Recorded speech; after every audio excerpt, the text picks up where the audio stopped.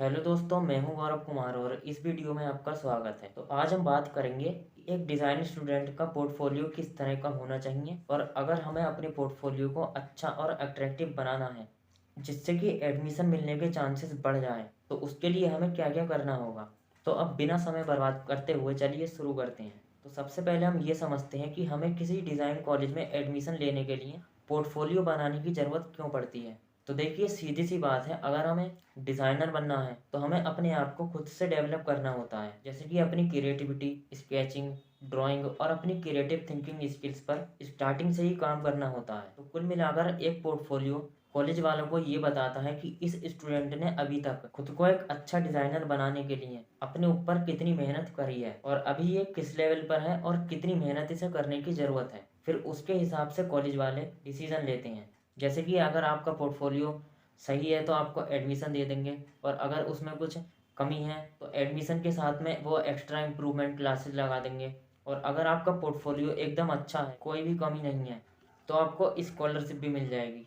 और अगर कुछ स्टूडेंट्स ऐसा सोच रहे हैं कि बस एक बार किसी भी अच्छे डिज़ाइन कॉलेज में एडमिशन हो जाए फिर लाइफ सेट है, तो ऐसा कुछ भी नहीं होता है। क्योंकि अगर हम अपने आप पर खुद मेहनत नहीं करेंगे और सिर्फ कॉलेज पर डिपेंड हो जाएंगे तो इसमें हमारा भी लॉस होगा और कॉलेज का भी लॉस होगा। तो मतलब सेल्फ स्टडी सबसे ज़्यादा ज़रूरी है और अगर आप एक डिज़ाइनर बनना चाहते हैं तो आपके लिए सेल्फ स्टडी बहुत ज़्यादा ज़रूरी है। तो आइए अब समझते हैं कि हमें अपने पोर्टफोलियो को कैसे बनाना है। तो सबसे पहले बता दूं कि एक पोर्टफोलियो में हमें सिर्फ अपने अच्छे अच्छे वर्क्स को एक फ़ाइल में लगाकर कॉलेज वालों के सामने प्रेजेंट करना होता है और उसी फाइल को हम पोर्टफोलियो बोलते हैं। लेकिन हमें अपनी फ़ाइल में किस तरह के वर्क्स को डालना है और उनकी सही लोकेशन क्या होनी चाहिए और साथ में कोई लिमिट क्रॉस ना हो जाए, तो इन सभी बातों का ध्यान रखना होता है। तो अब इतना कुछ समझने के बाद अब देखते हैं कि हमारे पोर्टफोलियो में क्या होना चाहिए और साथ में किन बातों का ध्यान रखना है। तो वो मैं अभी आपको आगे बताऊंगा।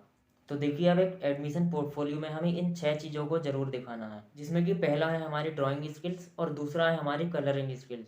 अब इन दोनों को जितना अच्छे तरह से हम दिखा सकते हैं तो उतना अच्छा दिखाना है। और इनके बाद तीसरा है हमारे नए नए आइडियाज़, और इन आइडियाज़ को हम टेक्स्ट की फॉर्म में भी दिखा सकते हैं, लेकिन अगर साथ में पिक्चर्स या डायग्राम से भी लगाएंगे तो और भी ज़्यादा अच्छा होगा। और हमें अपने आइडियाज़ इस तरह से दिखाने हैं कि जिसे देखने के बाद सामने वाला ये अंदाज़ा लगा पाए कि हम आने वाले समय के लिए क्या सोच रहे हैं और हम अभी किस डायरेक्शन में हैं।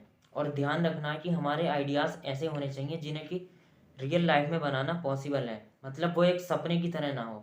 और अब आइडियाज़ के बाद चौथा है आइडिएशन स्केचेस, और इन्हें हमें काफ़ी सफाई से बनाना है, मतलब कुछ भी मैसी नहीं होना चाहिए इसमें, क्योंकि इनकी हेल्प से हमें ये बताना होता है कि हम कितनी अच्छी तरह से अपने माइंड के आइडियाज़ को और कम समय में पेपर पे ट्रांसफ़र कर सकते हैं।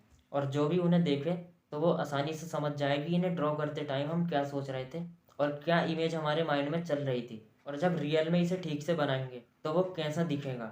और साथ में इस बात का ध्यान रखना है कि आइडिएशन स्केचेस अलग होते हैं और रफ स्केचेस अलग होते हैं, तो इन दोनों को मिक्स नहीं करना है।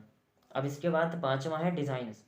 तो अब हमें इसमें अपने खुद के डिज़ाइन किए हुए प्रोडक्ट्स दिखाने होते हैं जो कि हमने किसी भी प्रॉब्लम को सॉल्व करने के लिए बनाए हैं। अब इसमें हम किसी फिजिकल प्रोडक्ट को भी ले जा सकते हैं अगर पॉसिबल है तब, और साथ में उसकी फ़ोटोज़ और उसकी इन्फॉर्मेशन फाइल में लगानी है। तो कुल मिलाकर यहाँ हमें ये बताना है कि हम कितनी अच्छी तरह से किसी प्रॉब्लम को सॉल्व कर सकते हैं। तो अब डिज़ाइन के बाद लास्ट में छठे नंबर पर आएगा रीडिज़ाइन, और इसमें हमें ये करना है कि कोई भी ऐसा प्रोडक्ट जो हम खुद यूज़ कर रहे हैं, तो अगर हमें उसे यूज़ करने में कोई भी दिक्कत आ रही है या फिर हमारे अकॉर्डिंग उसमें और क्या क्या चेंजेस होने चाहिए, तो उन सभी को मिलाकर उस प्रोडक्ट को फिर से डिज़ाइन करके अपने पोर्टफोलियो में लगाना है। मतलब कि इसमें हमें अपनी प्रॉब्लम आइडेंटिफिकेशन स्किल्स दिखानी है।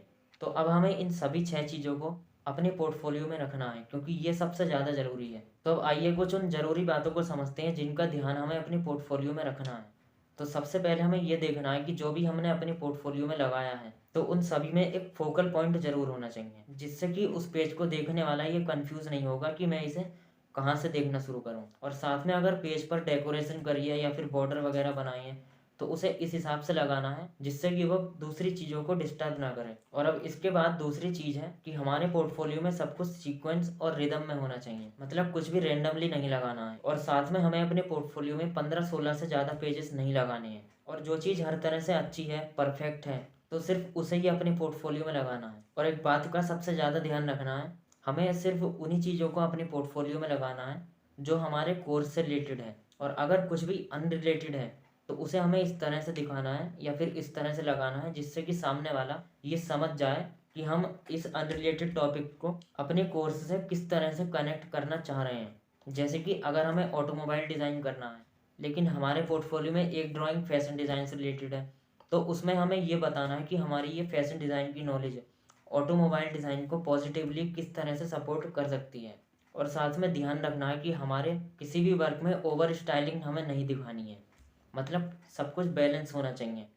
और लास्ट में एक सबसे ज़रूरी बात बताना चाहूँगा कि हमें अपने पूरे पोर्टफोलियो में डिज़ाइन एंड आर्ट के सभी एलिमेंट्स और प्रिंसिपल्स को ध्यान में रखकर अपने पोर्टफोलियो को डिज़ाइन करना है। और इस सब के अलावा अगर हमारी कोई हॉबी या फिर इंटरेस्ट है तो उसको हम सबसे लास्ट में लगा सकते हैं। तो बस यहीं इस वीडियो को समाप्त करते हैं, और अगर आप कुछ पूछना चाहते हैं या फिर आपको मेरी हेल्प चाहिए तो आप मुझे सोशल मीडिया पर मैसेज कर सकते हैं। और इसी तरह की हेल्पफुल वीडियोस के लिए आज ही इस चैनल को सब्सक्राइब करें। और अगर आप डिज़ाइनिंग में अपना करियर बनाना चाहते हैं या फिर आप डिज़ाइनर बनना चाहते हैं तो हमारा एक टेलीग्राम ग्रुप है क्रिएटिव सर्कल, तो उसको ज़रूर ज्वाइन करें। और साथ में ज़्यादा से ज़्यादा स्टूडेंट्स को डिज़ाइन एजुकेशन और डिज़ाइन फील्ड्स के बारे में बताएं, क्योंकि हमें पूरे इंडिया में अभी डिज़ाइन एजुकेशन को सपोर्ट और प्रमोट करना है।